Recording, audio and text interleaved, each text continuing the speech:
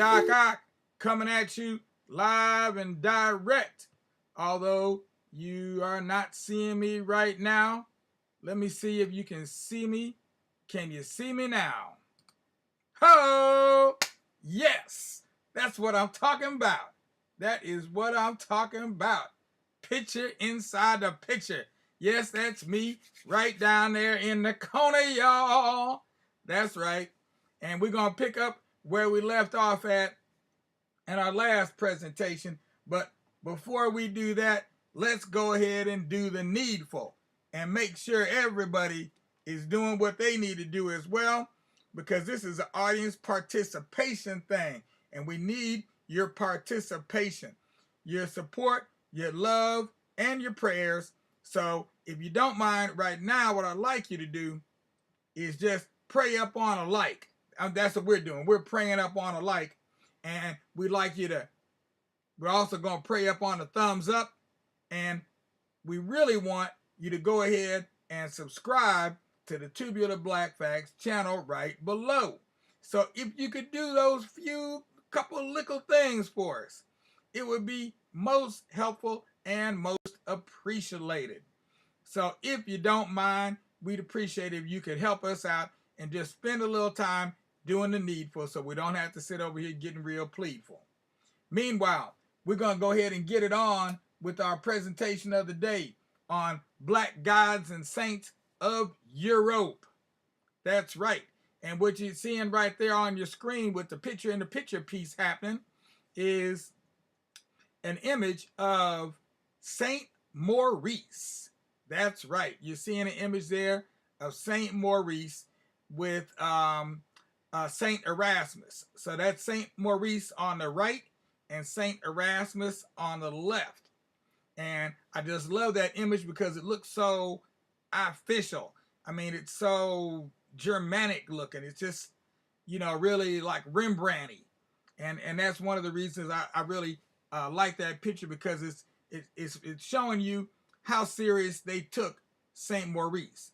He wasn't no clown. He's not no circus chump. He wasn't no. This was a very serious thing. They took him very seriously. They still take him very seriously.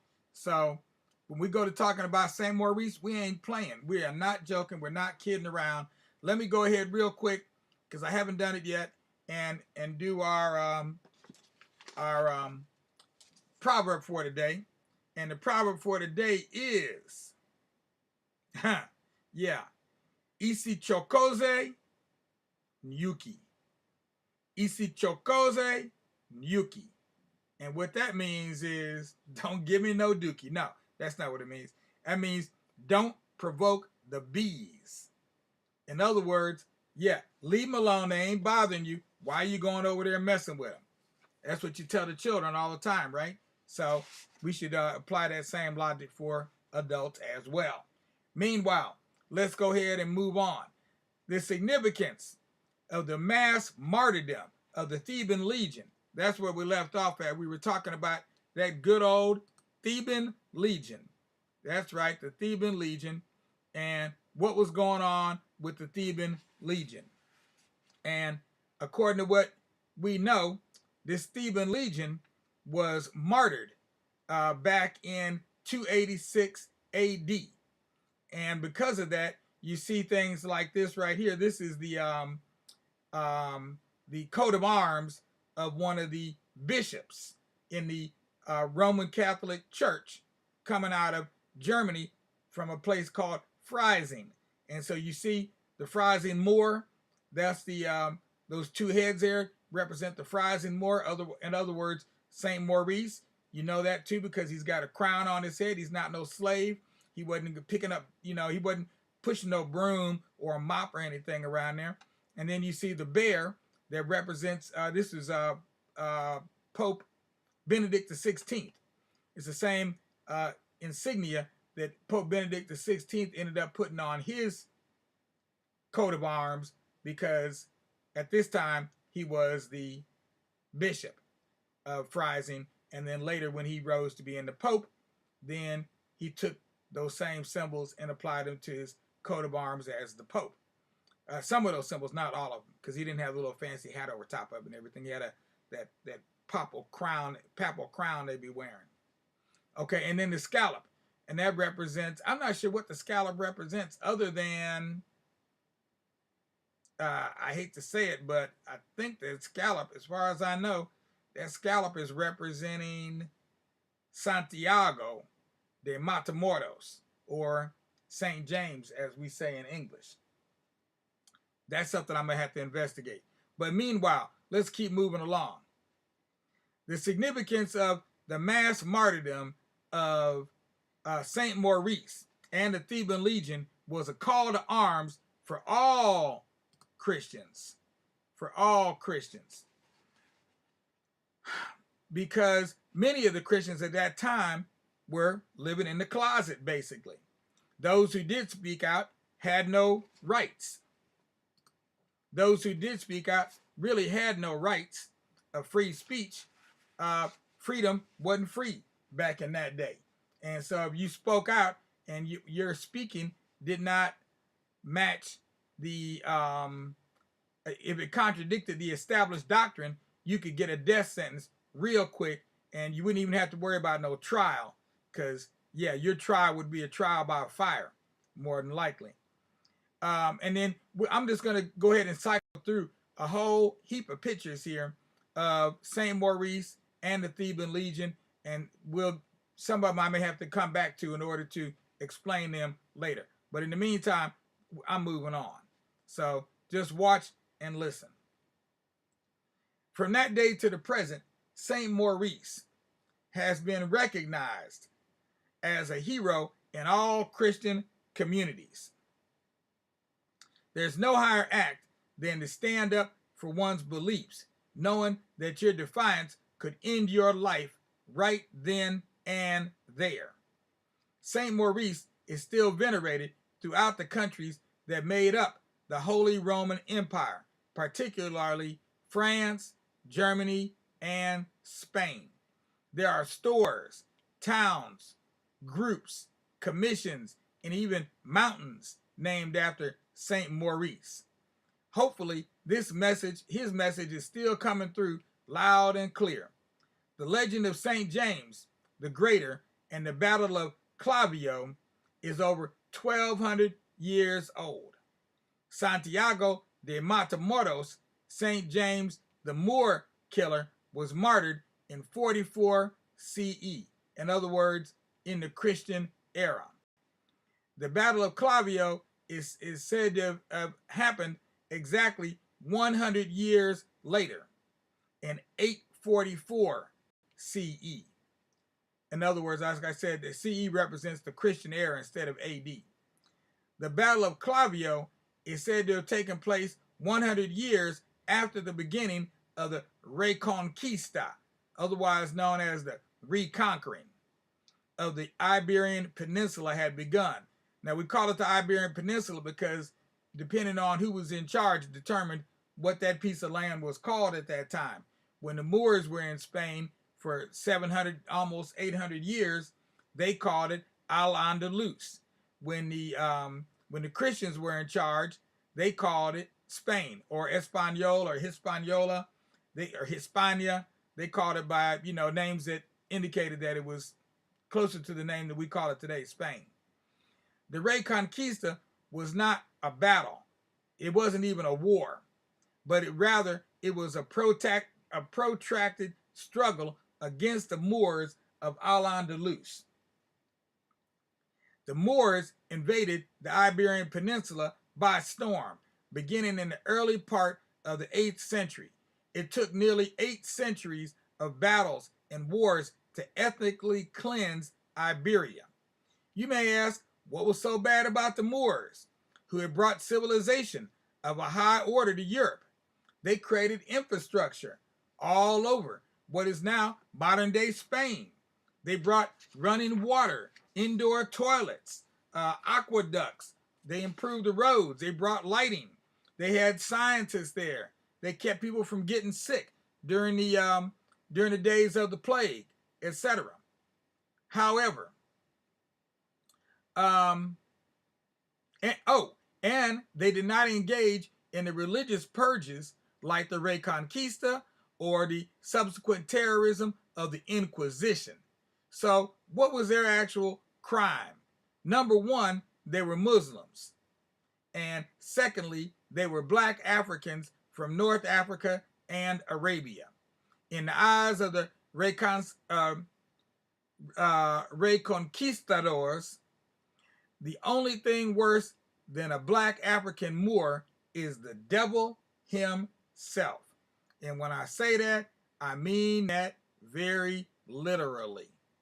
Led by the religious leaders of their time, the Reconquistadores saw it was a sacred duty to rid themselves of the Muslim population occupying the one part of Europe which wasn't ravaged by the plague and with the religiously enforced ignorance of the Dark Ages. Saint James was the patron saint of these Reconquistadores. It was in his name that these Christian soldiers fought for 770 years. However, the Battle of Clavio never actually happened. Therefore, St. James could not have appeared over the battlefield bearing the standard of those Christian soldiers, leading them on to victory. Yet, even though the battle never took place, the story has still become a part of the Christian mythology surrounding one of the most well-known saints. It's only been It's 9:30. Thank you. It's only been within the last 20 years that the story has been proven to be false.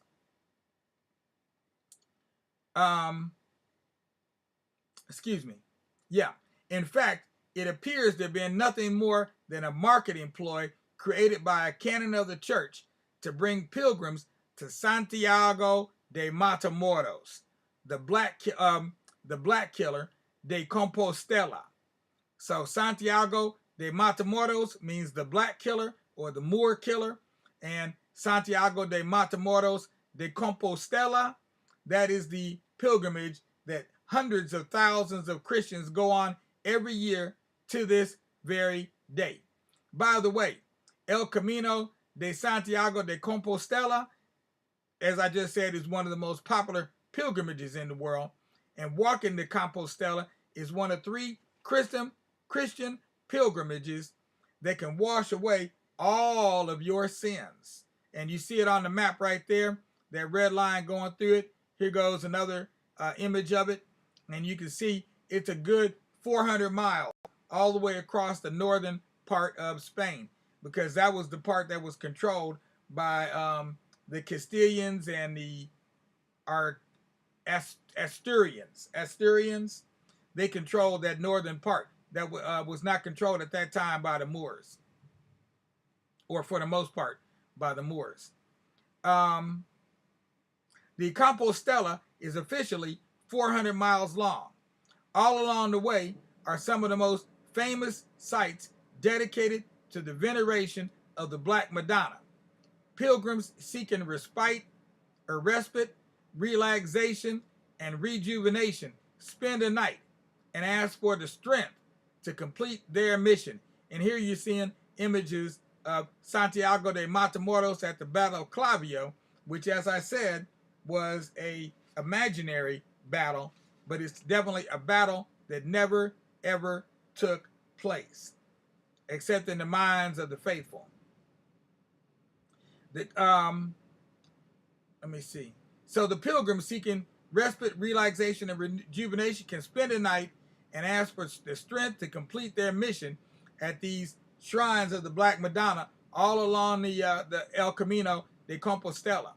One has to wonder if the pilgrims feel in any way conflicted as they suffer extreme privations in order to pay homage to St. James, the Moor killer, while praying for the strength to finish the pilgrimage to the Black Madonna. While praying to the Black Madonna for the strength to finish the pilgrimage. Okay, I should have said that the other way around. While praying to the Black Madonna for the strength to finish the pilgrimage. And what you're seeing right here is a map, 700, where the lines were drawn in about 790 CE in the Christian era. And all that area that's green, that's all under the control of the Moors or the Muslims for nearly 800 years. That was their territory. So you see it takes up a large portion of Portugal, which is all the way over to the west against the Atlantic Ocean. And it also covered most of the other important cities in Spain that we think of today. Granada, Cordova, Seville. You know, they talk about the Barber of Seville, Toledo or Toledo. It covers all that whole area where all those cities are located. You would think this would be the end of this story, but it ain't.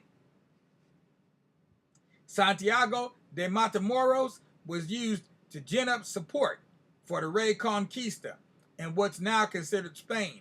In the year 1492, the final blow was struck under Queen Isabella of Castile. The last Moorish stronghold at Granada was finally overtaken by the Reconquistadores. At the same time, the Queen sponsored Columbus's voyage across the ocean blue to the shores of the Americas, where Santiago de Matamoros was given a new mission.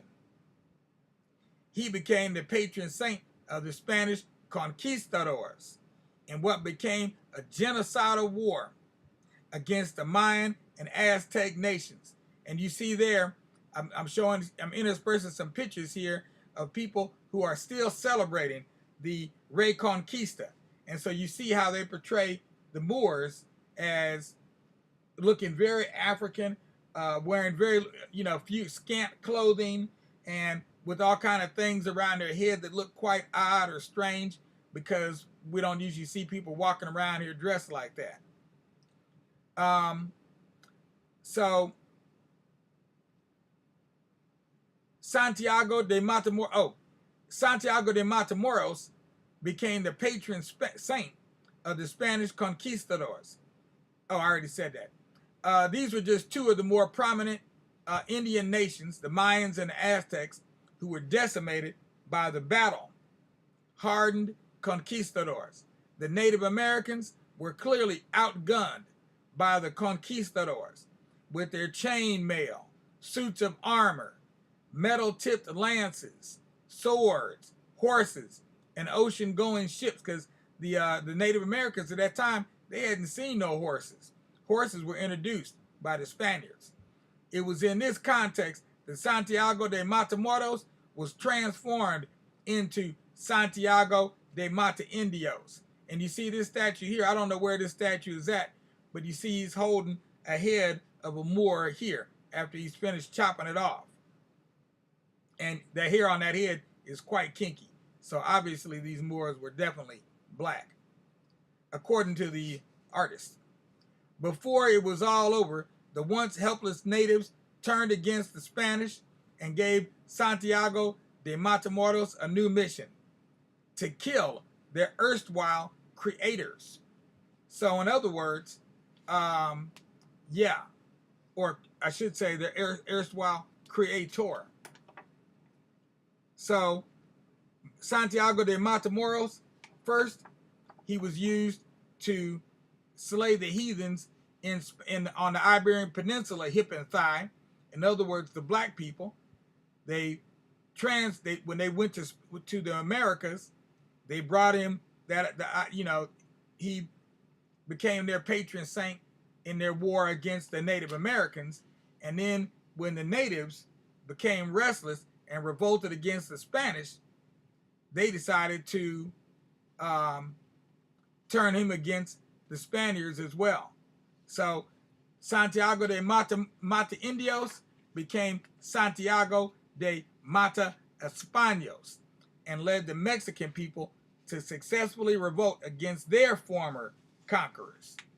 Today, there are a number of Mexican cities named Matamoros, and it's also the surname of a number of prominent Mexican families.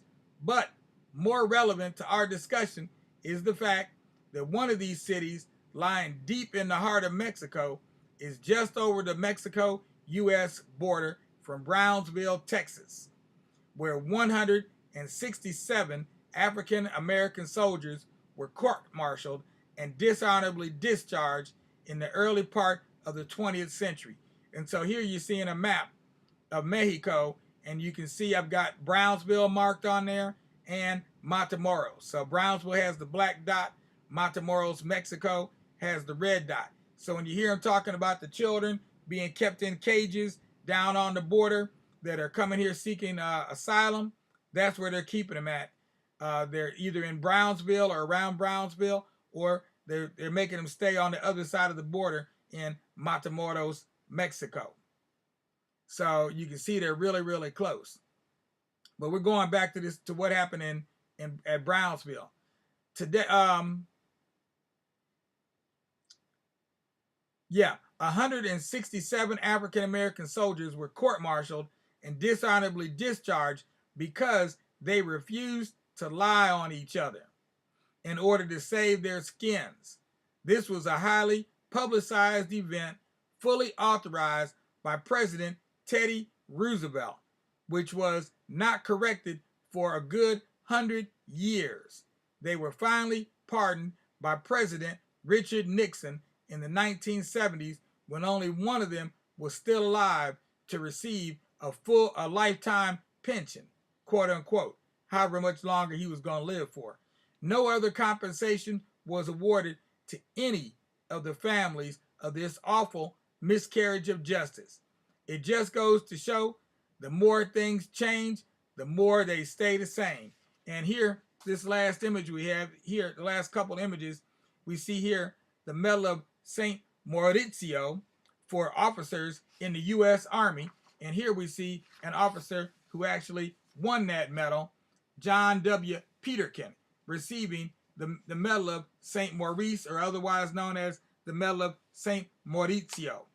His name is said many different ways, and basically what the name Maurice means is someone who is like a Moor, not actually a Moor himself, but someone who's like a Moor. So this is the history behind these. This is what's the truncated version of the short version, the mini version of the history of some of these black saints in Europe. We'll have to come back and do some more on the Moors, but all of this connects to what's happening right now. What you see here is a map of the Reconquista of America, and there are some people out there that have been passing this map around as a way of ginning up support for QAnon and the whole idea that these foreigners are coming to the U.S. to retake America. And so that's what they're saying here with this map, the Reconquista.